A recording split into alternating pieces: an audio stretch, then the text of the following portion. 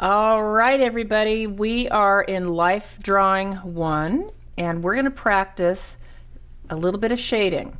So what I want you to do is to take your 6H graphite pencil, and I want you to go ahead and draw a circle or a sphere on your page. So just very carefully make just a medium size. You don't have to make it large. Okay. Once you get your circle on the page, I'm going to have you use all of the pencils. So we've got the 6H, and then we have to go with the B next. Okay. After the B, we're going to use the 4B, and then we're going to finish out with the 6B. And we're going to layer. That's why we're using all these different pencils. So the first one we're going to start with the 6H. It's our lightest pencil so that we can get an initial layer on there. Make sure, remember how to hold your pencil. You're picking it up so that you've got it in the middle and you're able to use the side of your lead. And my pressure is very, very light. And I'm just basically laying down a little color, just like you kind of would in a coloring book, really. And one technique for getting the color on there properly is this back and forth curving method to get the color on, and it's just so nice and smooth. And you just do that and make sure that you're filling in as you go. You don't want to miss any little areas, so I'm just trying to make it smooth.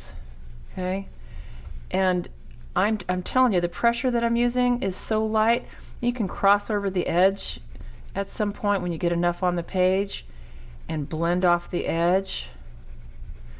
And just do it softly. You don't have to push. If I pushed on this pencil, this is how dark it would be. You see this? But I'm going to tear the page up if I do that. So I just want to like barely touch the page and layer it so I get this nice soft effect on this sphere or circle. And come around the other side, just put a little bit in. We're going to make it look like a ball or a marble. And when I come back to the edge, I'm putting another layer on. That's what's happening. That's why it's getting darker, not because I'm pushing harder, but because I'm layering. Okay? All right, that's a good amount. That's a good amount. See, there's different ways. See, I'm doing a little line coloring here. Then you can do some circle coloring, or actually this would be curving, and then circling would be like this. So try all of those to see what works, just so you can fill in and it makes it nice and smooth. It's really kind of therapeutic too. Helps you relax. There, and look how nice and soft that is. Now, I'm going to put that pencil down. I'm going to come in with my B. That's the next darkest one that I have. And with the B, I'm going to go right back over where I started with the 6H. And believe me, I'm doing this ever so lightly, just barely touching the page. See, I'm going to do all the techniques I showed you. I'm doing the circles, little circles, and I'm going back and forth over them. Okay, so you can't tell they're circles.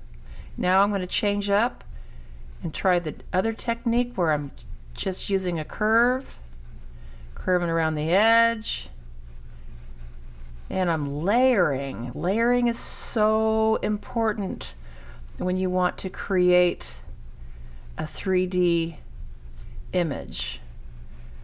So I'm going to layer up pretty far up on the side, but not as far in as I am on going around the edge. So I don't want to go as far in as I do around. Okay, because I want my darkest side where this is actually sitting on the table. So the way I'm making this would mean that my light's coming from over here. Okay, so if this were sitting on a table, if this was on a table, okay, my light's shining this way, this is why it's darker over here. And again, the dark is coming from layering. Now, because I've spent some time layering this back edge, I want to then come back to the edge of what I just did and do some circles to get some more color on there to blend it out like a gradient. You just kind of work it and if you keep working it, it'll get smooth. Okay? All right. Now, let's go ahead and put a cast shadow. So if you're going to do a cast shadow, let's go back to the 6H just so you'll see. You can start with a 6H, and with a round object, the cast shadow is going to be round. Okay? It's going to be about from here to here. But we don't want to see the edge, so I'm going to put it on very lightly with my lightest pencil, and then I'm going to color it in, and I'm actually going to go over that edge that I just created, because when you're doing realism or photorealism, whatever the case may be, you don't see lines. They're not really there. So you want to try to get away from having any heavy lines. So my cast shadow is being made with my lightest pencil to start with, and I'm blurring off that edge by coloring over what I created. And now I can come back with my B and darken it closer to the ball that I've created, because the shadow is going to be darkest, the cast shadow is going to be darkest, closest to the object, and then it fades out as it gets longer. So towards the edge of it, it will be lighter. Towards the ball itself, it will be darker. So now I'm just going to go ahead and grab the 4B, and I'm going to bring this in. See, I'm still using the side of my pencil. I'm holding it a little differently so that I have more control on it, but I'm still using the side. So when I'm just coloring, I'm holding it like this because I don't need a lot of control. But now I want to hold it firmly, so I'm changing the position so it's locked into my 3 fingers, index finger on the top, thumb on the side, and my middle finger bracing it. Okay? And I'm just going to come in with the same pressure. The pressure does not change. Same pressure. I'm going to go along the edge. Okay? Because it's not my darkest pencil yet, I'm still going to go up along the back a little bit with it.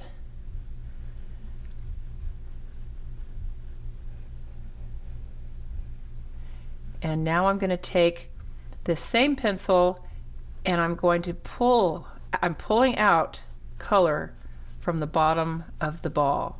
Just pulling out a little bit of color. You see, now I'm going back over what I did to make sure that I don't have any little white spaces showing, that it's all really smooth. And I'm just pulling it so that I get a gradient effect. Okay? All right. Now I can take this, go back to my position with it where it's a softer effect, and put a little bit of a layer in around the bottom so it's just a little bit darker. And you can use any of the strokes as long as you're getting it around the ball for that effect. And then lastly, I'm going to use my 6B, and that 6B is going to show right where this hits the table. So with the same pressure,